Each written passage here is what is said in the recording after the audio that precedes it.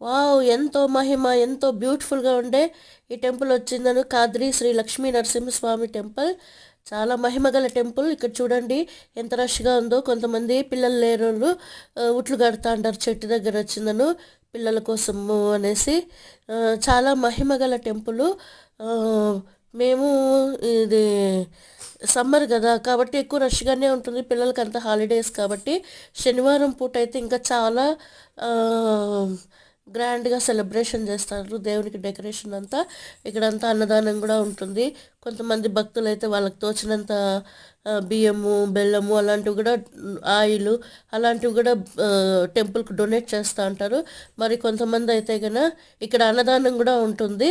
మరి ఇంకొంతమంది అయితే కనుక పెద్ద పెద్ద బేషన్లకు అన్నాలు అన్నీ చేసుకొని వచ్చి ఇక్కడ అందరికీ భక్తులకి అందరికీ పంచుతా ఉంటారు. నేను వస్తాను ఇక్కడ చూడండి.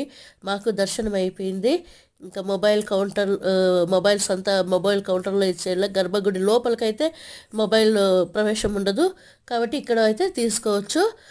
అక్కడ మొబైల్ హ్యాండ్ ఓవర్ చేసేసి తర్వాత దర్శనం అయిపోయినాక బయట పక్క కావాలంటే ఇలా వీడియోలు ఫోటోలు తీసుకోవచ్చు. గర్భగుడి లోపల మాత్రం ప్రవేశం లేదు మొబైల్స్. మాకు దర్శనం అయిపోయింది. ఈడ అంతా చుట్టూ అంతా చాలా బాగుంది అందుకనేసి చూస్తూ ఉన్నాను. ఇంకా కోతులు అయితే ఎంత బాగున్నాయో ఈడ. ఇదిగో ఈడ వస్తాండే చూడండి ఎంత ముచ్చటగా ఉందో ఆంజనేయ స్వామి. జై వీరాంజనేయానికి హ్యాపీ అయిపోయింది. ఇక్కడ శ్రీరాముని టెంపుల్ కూడా ఉంది. జై శ్రీరామ్ అని రాసినారు అందుకేనేమో కోతులు కూడా ఉన్నాయి. చాలా మంచిగా ఉంది ఫ్రెండ్స్, మీరు కూడా చూడండి.